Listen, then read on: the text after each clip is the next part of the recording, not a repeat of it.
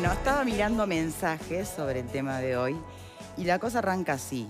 Si estás cansado de que el Fondo de Solidaridad siga arrasando con tus derechos, afíliate a AUDETEP en audetep.org.ui. Tenemos integrantes de AUDETEP aquí con nosotros para que tengan una idea de por dónde viene la cosa, ¿no? Vamos a darle la bienvenida a Adriana García Quintana, que es odontóloga, que es presidenta de AUDETEP. También está Daniela Bruno, que es contadora, secretaria de AUDETEP. Adriana Balbizosa, psicóloga integrante de AUDETEP. ¿Por qué surge esta asociación? AUDETEP surge... Perdón, ¿la sigla qué quiere decir AUDETEP? Asociación, mira, Uruguaya de Egresados Terciarios de Educación Pública. O sea, contribuyentes al Fondo de Solidaridad. Exacto, entre otras cosas. Sí, y muchas otras cosas más. AUDETEP surge ante la inercia, si queremos llamar, de los demás colectivos, asociaciones profesionales o de AUDU, la intergremial. Nosotros veníamos en una lucha contra la reforma, por ejemplo, del 2015 del Fondo de Solidaridad, y en julio del 2016 decidimos formar una asociación. Bien. ¿Me permiten un paréntesis? Sí, sí. Porque hay gente que no sabe de verdad, porque preguntan algunos qué es el Fondo de Solidaridad. Bueno, porque seguramente no lo tienen que pagar, porque seguramente no serás egresado ni de la Universidad de la República, ni de la Universidad Tecnológica, ni serás de nivel terciario del Consejo de Educación técnico. Quienes somos egresados tenemos que pagar eso que se llama Fondo de Solidaridad, que son dos contribuciones en realidad. Una, la propiamente dicha Fondo de Solidaridad, y luego es otra contribución adicional. El objetivo o los beneficiarios o destinatarios de este fondo, que que se paga a través de las contribuciones de los egresados, es becas para estudiantes. Voy a decir, ¿pero becas para qué si en realidad la universidad es gratuita? ¿Era gratuita? Bueno, creo que no. Está. Entonces, déjame terminar la idea para que quede todo claro. Es, por ejemplo, para cuando hay estudiantes que son del interior, que tienen que venir para Montevideo, entonces hay que darles alojamiento, hay que darles alimentación, es decir, sale caro estudiar si se quiere, si no te toca que estás en la ciudad donde está la universidad que vos querés ir. Hace muchos años que viene este fondo trabajando, pero sí es cierto que ha tenido modificaciones en el 2015 y ahora recientemente también, en ahora enero. 10 de enero. ¿Cuál es el monto que se impone? Depende de si tu carrera, por ejemplo, es de 4 años o más, se maneja por allí. Es un fondo que vas a tener que pagar durante muchísimo tiempo. Las especificidades, yo no sé si en eso han cambiado. Aún sí, porque vos por ahí aportás a la caja de profesionales, pero son cosas distintas. Una cosa es que tú aportes por tu jubilación, dependiendo del sistema en el que estás, y esto es al margen. Esto es como... ¿Ejerza o no ejerza la profesión? Ejerzas o no ejerzas la profesión. O sea, si vos tenés una actividad remunerada, pero sos egresado, tenés que pagar el fondo. Aunque te hayas recibido de, no sé, de psicólogo, pero estés trabajando en una fábrica de bulones. ¿Bulines dije? No, perdón. Bueno, o también... Si sos gerencia es un bullying, pero si vos te recibiste y tenés un título de nivel terciario de la UDELAR, bueno, tenés que pagar. O sea, no importa, basta que sea remunerado, no tiene que ser por lo mismo que vos te recibiste. Y durante 35 años, ¿verdad? Exacto. Podés exonerarte si de mañana, bueno, te jubilás, presentás certificación de que no tenés ninguna otra actividad remunerada. Si surge alguna situación en la que vos tengas alguna discapacidad física o psíquica que te impida ejercer alguna actividad remunerada. No sé si... Bueno, obviamente, ¿no? Es bueno morirse cuando se es egresado de la UDELAR, ¿no? Sí, es muy bueno. Claro. Bueno, a ver, ¿no estamos hablando de fortunas? No. El problema es que ustedes no visualizan la equidad en la esencia de este fondo. A ver, ¿por qué? Claro, este es un fondo que, como tú decías, ha ido cambiando las reglas del juego constantemente desde que se creó. La primera rotura de las reglas del juego fue que muchos entramos a una universidad que era gratuita, que se suponía que después no teníamos que pagar nada, y nos encontramos con que cuando nos recibimos, sí, teníamos que pagar porque había una ley que decía que a partir de ahora se había creado el Fondo de Solidaridad y había que pagar. A los 5 años de haber A egresado. los 5 años de haber egresado. Como para que tengas un ratito de hacer algún intento. Claro. En aquel momento tú podías decir, bueno, eran solamente los que ejercían su profesión, era solo por 10 años, era para los que ganaban más de 6 salarios mínimos nacionales, o sea que si habláramos de plata de hoy serían los que ganaran más de 70.000 pesos más o menos. Entonces tú podías decir, bueno, no está bien porque la universidad es gratuita, pero no es una cosa del otro mundo. A mí no me va a tocar. Claro, no me va a tocar, o si me toca, bueno, voy a hacer porque estoy muy bien. Pero de todas maneras, o sea, por más que siga siendo injusto, podrías decirlo, bueno, no es una cosa del otro mundo. ¿Qué pasa? En el 2002 cambian otra vez las reglas del juego. Segundo cambio. Se lleva a 25 años y se agrega el adicional, que supuestamente era por un breve periodo de tiempo, por una coyuntura de aquel momento que estaba muy embromada la cosa, era cuestión de ayudar un poco a la universidad. Eso, que era provisorio por un par de años, seguimos hasta hoy, ¿no? Tercer cambio de la regla de juego, última ley de presupuesto. ¿Qué pasaba? Había muchos profesionales que ya se le terminaban los 25 años de aportar. ¿No son 35? Y eran 25 hasta la ley de presupuesto. Entonces, ¿qué pasa? Dice, no, toda esta gente va a dejar de aportar, no puede ser, hay que alargarlo. Entonces lo alargaron hasta 35 años. Aumentaron los aportes, en algunos casos lo bajaron. ¿Hay mínimos no imponibles, digamos? Hay un mínimo no imponible que dicen que es 27.000 pesos, pero es 27.000 pesos que engloba todos los ingresos. No es solamente el sueldo, sino si tenés salario vacacional, si tenés aguinaldo, todo el ingreso que tú tengas entra dentro de esos 27.000 pesos nominales. Sacándole todo lo que sí eran aportes y eso, los que ganan más de 18.000 pesos líquidos tienen que aportar. Tienen que pagar. Ahí está. Y también hay observaciones a la equidad de esta contribución cuando se habla de un monto mínimo dependiendo de la duración de las carreras. ¿Y qué tendrá que ver eso? ¿Qué tiene que ver si por ahí vos estás aportando no porque ejerzas de lo que te recibiste, sino porque por ahí estás trabajando para alguien en una cosa que no tiene nada que ver, ¿no? Y así al revés, puede estar ganando mucho más el que hizo una carrera corta trabajando de eso o de cualquier otra cosa o a la inversa, ¿no?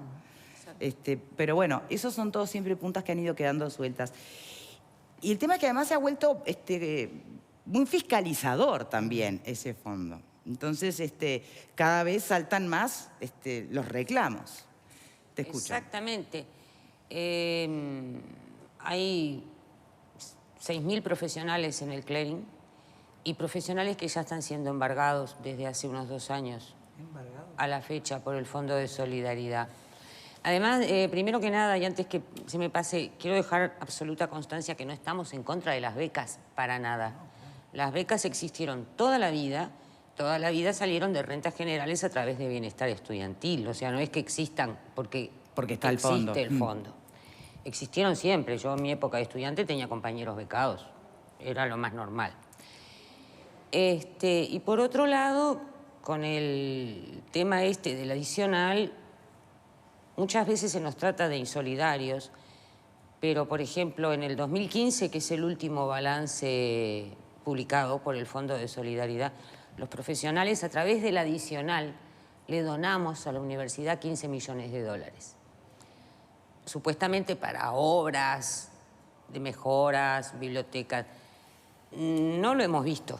Recorremos las universidades y las mejoras. Digo, eso fue en el 2015, pero todos los años cada vez es más, porque aporta más gente al fondo. Y claro, porque con la población siempre entra más gente a aportar lógico. Que más gente que la que se jubila, sí, evidentemente. Sí. No hemos visto los resultados ni a nivel edilicio, ni de biblioteca, ni nada, ¿no? De ese dinero que es mucho. Y en cuanto a las becas que se otorgan, porque yo tengo entendido, por lo que estuve leyendo del fondo en su página, no es que haya contraprestaciones, pero a ver, tienen que ser buenos estudiantes, sobre todo si piensan renovar. Bueno, ¿hay seguimiento de eso o la otorgan a troche y moche? No, me imagino que... No, incluso en la última reforma, en la del presupuesto nacional del 2015, hasta se bajó las exigencias para el becario. ¿Ah, sí? rindiendo 3 materias al año, exámenes, aprobando 3 exámenes al año, y se subió la edad hasta la cual se pueden recibir becas, si mal no recuerdo, 32 años. Bien. Algo así. Entonces, está por un lado lo excesivo del monto finalmente que termina siendo imponible para la gran mayoría de los egresados, a juzgar por los números, si sacamos las deducciones, ¿no? El criterio que convierte, o sobre el que se parte, si es carrera de X años, pagas tanto. Y me queda otra cosa que acaban de plantear así como al pasar, que hay gente que ya está embargada. Sí. A ver, pero ¿qué quiere decir? Y que si tienes bienes a tu nombre y tienes deuda en el fondo que no puedes saldar porque el convenio, si tú tienes una deuda, los convenios son a 3 años máximo. Puedes dividir lo que debes en 3 años. Sí. Gente que está sin trabajo o con recursos bajos no pueden afrontar de pronto deudas de 150.000 pesos, 160.000 pesos. Entonces los embargan, si tienen bienes a su nombre, claro. Vamos a, ¿te parece debatir sobre esta lógica? No, si me permitís, inclusión, que era para lograr dos conceptos. Por eso iba. A ver, señores, de uno, por favor. Brevemente, dos conceptos que no estuvieron arriba de la mesa y que yo creo que complementan el análisis. En primer lugar, el concepto de impuesto con un fin preasignado. Es una pésima política, es una forma muy ineficiente de asignar recursos públicos. Los impuestos en general van todos a una bolsa y luego los representantes del pueblo asignan parte de ese presupuesto a los fines que tiene el Estado. Educación, salud, etcétera, etcétera. O sea, se junta todo el dinero de los impuestos en una bolsa y se reparte. Eso de tener impuestos asignados a tal o cual fin es una pésima técnica tributaria. Bueno, pero no es el único caso. Hay muy pocos. Este es uno de ellos. El impuesto de primaria. Por eso digo, hay muy pocos. Este es uno de ellos, el impuesto de primaria es el otro.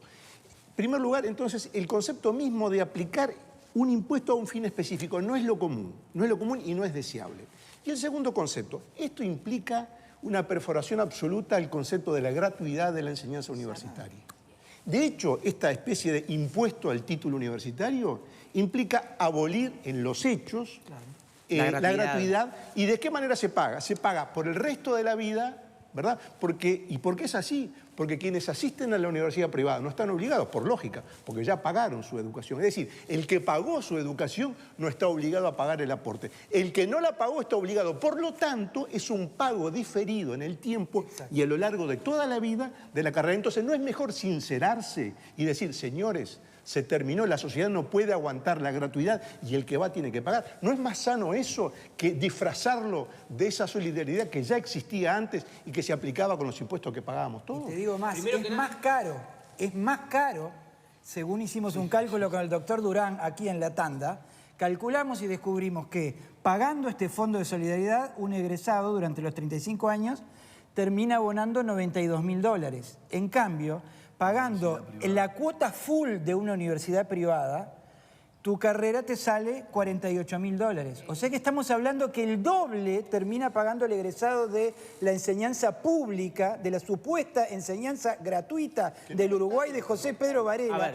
Termina pagando el doble que lo que paga un chico de A ver, privada. a ver, cualquiera que escuche esto que acabas de decir y hace ese mismo cálculo, está de mal humor. Y sí, Pero es real. es para calentarse. Cualquiera que escuche lo que acabas de decir está de mal humor. Cualquier padre o madre que en este momento está viendo sus números para ver a dónde manda a su hijo a hacer estudios terciarios, está haciendo cálculos de nuevo. ¿Alguien puede decir algo que saque este mal humor? No, que saque el mal humor no. Pero primero, no creo que sea un impuesto, creo que es un fondo que acumula y luego otorga. Hay un hecho generador que es obtener un título y hay un pago. Es un impuesto, o sea, no hay más perro que el chocolate. No, y otra cosa, la educación universitaria es de acceso gratuito, eso no quiere decir que sea gratuita, pero no es hoy. Cuando tampoco estaba el Fondo de Solidaridad, tampoco era gratuita, era de acceso gratuito. O pregúntenle a un arquitecto a ver todas las cosas que tiene que comprar para poder egresar, o los viajes que tiene que pagar. Pero no es malo. Psicóloga, y sé lo que me salió la carrera, ese es otro tema. Claro. Bueno, pero por eso digo que tampoco es que estamos en el panegírico en los años 90. Eso refuerza el concepto que hablábamos acá. O sea, si a eso le sumas a los $100.000 que te sale la carrera, o sea, en el pago de impuestos, tenés que sumarle el gasto de útiles, de libros y demás, que la universidad privada te los da muchas veces. Entonces, te sale mucho más el costo. Pero, lo único que acá perdón. lo pagás, lo diferís. O sea, la educación, en vez de pagarla ahora mes a mes, la difiero. La pago durante mis esa años de cifra ejercicio. tampoco se Es sabe. como un banco hipotecario. A ver, por favor. Lo hablamos. Una Es como un banco cosita hipotecario. pequeñita. Señores, por favor. Que esa cifra, digo, tampoco es posible calcular cuánto te sale la carrera, dado que la base de cotización es por BPC, que aumenta todos los Sí, años. te va a aumentar, claro. Exactamente. Entonces, en 35 Y donde te atrases años tenés que es sumar la imposible mora y los saber cuánto te va a intereses. salir la Es como los carrera. colgamentos A del ver, banco hipotecario. en tribuna tenemos a alguien que creo que la conoce de memoria, la historia. A ver, Adriana, ¿cómo es tu caso? En el caso, por ejemplo, de la asociación, una cosa que sí debemos dejar claro es que en la asociación es absolutamente apolítico. Hemos tenido perjuicios por todos los partidos políticos y en este caso yo creo que una de las cosas que debe quedar claro, y es una de las cosas que discutíamos, era que no está la información suministrada al estudiante cuando va a entrar a esa carrera. Sea de la UTU, sea de universidad o sea de lo que sea, porque ahí tenés los elementos de si yo quiero hacer que esa carrera sea en algo público o en algo privado, saco un préstamo y le pago a mi hijo. Por un lado, eso. Segundo, en el caso, por ejemplo, de lo que se paga, no importa si vos cobras 19.000 pesos, que ya no accedes ahí a que puedas exonerar el fondo, a que si cobras 300.000 pesos. Claro. Sí, Te digo sí, que eso lo bienvenido, manejábamos ojalá al principio, cobráramos sí. 300.000 pesos todos y mucho más. Pero en ese caso tampoco, todos pagamos lo mismo y Al ahora margen de va a cuánto ser ganes, claro. mensualmente, que muchas veces lo que se hacía, uno hacía el esfuerzo y de repente con los aguinaldos iba pagando lo que era el fondo. Pero ahora de esta manera, que se distribuyó en 12 meses, no solo que se distribuye, que para mí es una estrategia de ventas, porque pongo el monto total y lo divido entre 12 y parece que pagamos poco, que si eso lo multiplicamos por 35 años no es poca plata, sino que ahora pueden decir perfectamente, como pagan poco, vamos a subirles un poquito más, que es el temor que tengo. Ojalá me equivoque. Bien. José Luis. Yo quiero decir lo siguiente. Sin duda que el Fondo de Solidaridad, digamos, tiene determinadas deficiencias, determinados desequilibrios y que hay que buscar de alguna manera alguna equidad para esa solidaridad que viene no a través de un impuesto, en realidad de lo que estamos hablando es de una contribución especial, que es una especie tributaria, digamos. Dentro de los tributos uno tiene los impuestos, puede tener una tasa, puede tener una contribución. En este caso es una contribución especial que mira un objeto en particular y dice, de allí vemos. Bien, pero eso es un juego de palabras. A ver. Lo que yo no quiero... Esperen, señores, por favor. Si me José dejan Luis, terminar. lo del juego de palabras, digo, porque en realidad no pagaste, te embargaron. O sea, Bueno, eso es una consecuencia que diferente. no pasaría Yo- con una contribución Yo lo que quiero especial, decir es que sino no, con- lo que no estoy dispuesto es, hablando del Fondo de Solidaridad, decir que la Universidad de la República no es gratuita, pegarla a la Universidad de la República cuando sabemos que tiene más de 85.000 estudiantes, que el Fondo de Solidaridad solo otorga casi 10.000 becas, o sea, de 85.000 solo otorga 10.000 y algunas de ellas van para la UTEC o van para UTU, por ejemplo, para las actividades terciarias. Entonces, digo, una universidad además que hace 2 años sacaba como números de que por primera vez en la historia del Uruguay el 54% de los egresados de la universidad eran los primeros estudiantes en una familia con calidad universitaria. Es decir, gente que no había terminado primaria, que no había terminado secundaria, que no había accedido a...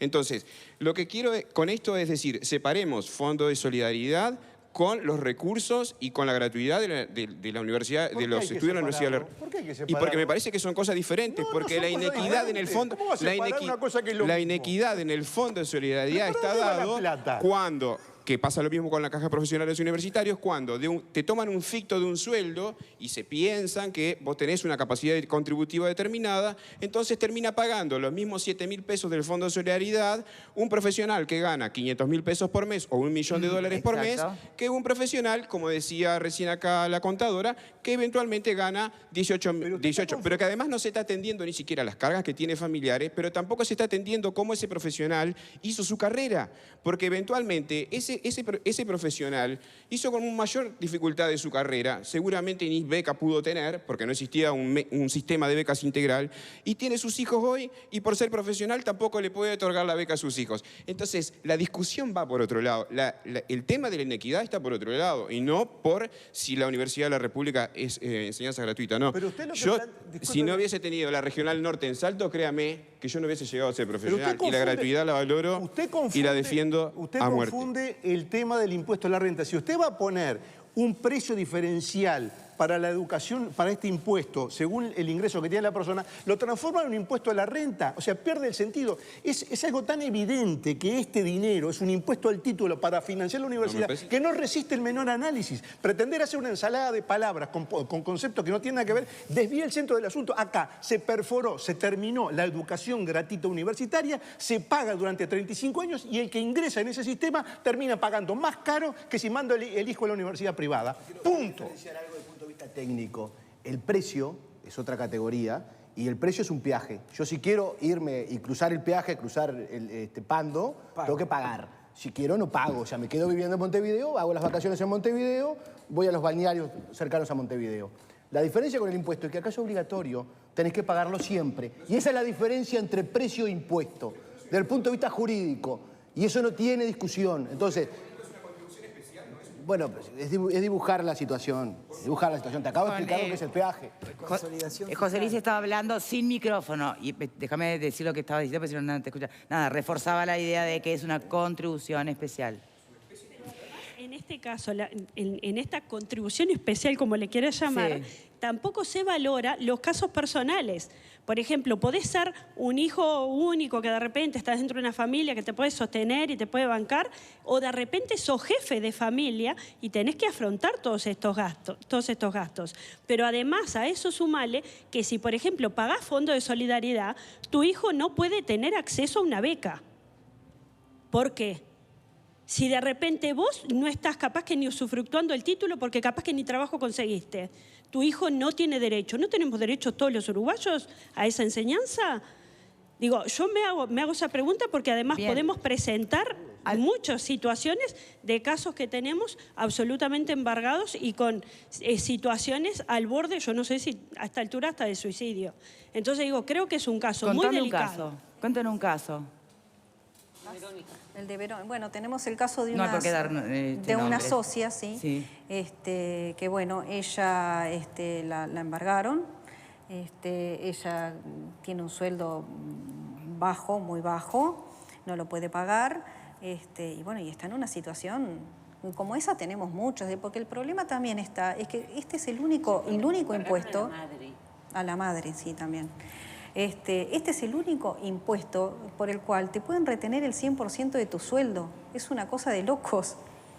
Y se llama de solidaridad, algo no cierra muy bien. Sí, no es muy que solidario. Que la solidaridad tenga este nivel de ¿cómo sería el término jurídico, no? Es el viejo Uruguay dirigista, estatista, que se mueve con el pensamiento mágico. Pero a ver, ¿cuándo empezó? En qué año? ¿Quién inventó esto? Porque esto empezó en 1994 en el gobierno del doctor Lacalle. Bien, gracias. Yo que me he estudiado toda la historia del Fondo de Solidaridad. La propuesta inicial era poner una matrícula en la universidad. Una matrícula baja, accesible. Pero ahí ya no podíamos decir que era gratuito. Pero claro, la oposición del momento alegó que ahí se iba contra la gratuidad de la educación terciaria. Pero resulta que terminamos en esto que está totalmente en contra. Es peor que haber puesto una matrícula, supongamos, de 1.000 pesos por materia, supongamos. Es peor porque embarca 35 años de tu vida. 35 años de tu vida laboral que no sabes cómo te va a ir. Podés tener años muy buenos, podés tener años malísimos, podés enfermarte, quedar incapacitado para trabajar un montón de meses, pero ahí tenés que estar aportando y pagando. A ver, si pudiéramos dibujarlo de otra manera, si se pudiera reinventar el fondo de una manera mucho más equitativa. No, pará, déjame justamente plantearlo. Directamente queremos eliminar el Fondo de Solidaridad ¿O nos parece bien que exista, pero replanteado de una manera más equitativa? Pero tienen cuestiones para gente... Ahora, la pregunta es clara la que hice. Clarísima, pero... Hay que debatir la matrícula. No, pero a ver, tienen que existir exoneraciones. Cuando nace el impuesto, cuando nace en el 94, tenía exoneraciones y tenía la posibilidad de que aquellos profesionales que tenían dificultades o que trabajaban de taxista y se recibían de abogados y no entraban dentro de la categoría, no lo pagaban al impuesto. No, pagaba solo el que hacía Entonces, ejercicio libre de aportación. pero entonces lo que tiene que haber es exoneraciones para aquellos profesionales que en la vida, hoy en el presente, no pueden contribuir a ese impuesto. Yo creo que hay un problema de forma y no de fondo. Yo estoy de acuerdo con el Fondo de Solidaridad, pero Está también estoy por eso hago escuchando la esto y pregunta. realmente... Si pudiéramos reelaborarlo, Exacto. ¿están de acuerdo o no que exista un yo fondo estoy de de acuerdo. solidaridad? Sí, estoy de acuerdo, ¿cómo no? Que lo que tenemos que hacer es aprovechar que existe algo que se llama sistema bancario y generar créditos universitarios blandos que permitan, como en todos los países del mundo,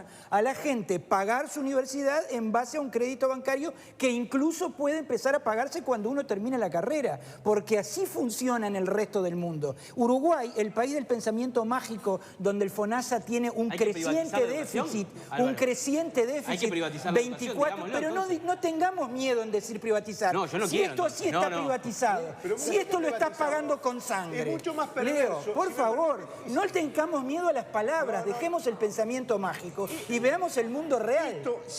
Yo no quiero agregar leña al fuego, pero recuerden la polémica también generada sobre las exoneraciones fiscales a las donaciones para universidades privadas. Acordate que venía también la mano llevado por a la el- realidad, este dinero, ahora con el adicional, se destina a la Universidad de la República.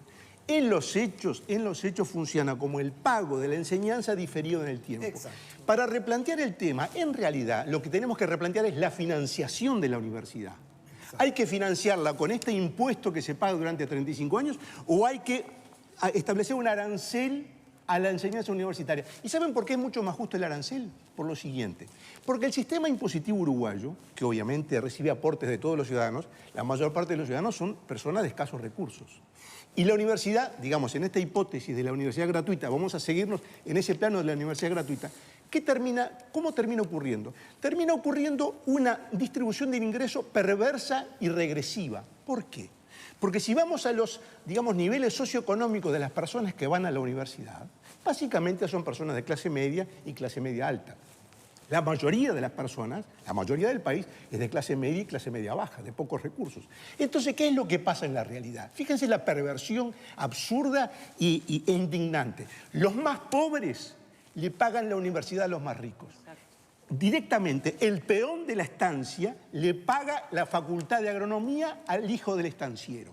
Esto es lo que pasa. La empleada doméstica le paga a la universidad al hijo de la patrona. Esto es lo que pasa. Y esto es una cosa perversa, repugnante. Y esto no se puede defender más. Esto tiene que llegar a un punto final. Y este tema del Fondo de Solidaridad es la puerta que abre a este debate de fondo, que la universidad implica un sistema regresivo de distribución del ingreso donde los más pobres le pasan dinero a los más ricos y eso es repugnante. Señores, Bueno, vamos a yo hacer... tengo otra. Sí, yo sé que todos tienen ganas de seguir diciendo cosas, pero tenemos que hacer una breve pausa. Les recuerdo que hay un lugar que se llama La Vileta Residencial. Es en Punta del Este, para esos momentos en que la vida debe... Ay, caramba, no, qué falta de seriedad. Que no sé, tampoco con el Fondo de Solidaridad te pagas acá. Es un lugar excelente, con prestaciones excelentes y servicios excelentes para mejorar la calidad de vida de nuestro adulto mayor, con estadías permanentes y transitorias, con recuperación y rehabilitación postoperatorias. Están allí en pantalla la dirección, a 50 metros de Roosevelt, en Punta del Este, el teléfono, y si no, la información en el sitio web que es www.lavileta.com.uy. ¿Por qué recién ahora salta el tema con tanta vehemencia los reclamos ante este Fondo de Solidaridad? ¿Por qué recién, o tal vez la pregunta es por qué recién la prensa, lo tomamos la prensa? ¿Por qué tan mansamente hemos estado aportando este fondo durante todos estos años? ¿Es solo porque cambió la forma de pagarlo? Es porque ha sido progresiva la metida de mano en el bolsillo, digamos. Bien, Ese bien. es el tema. Ahondamos en eso, ahondamos en el bolsillo después de la pausa. ¿Dónde está el miedo?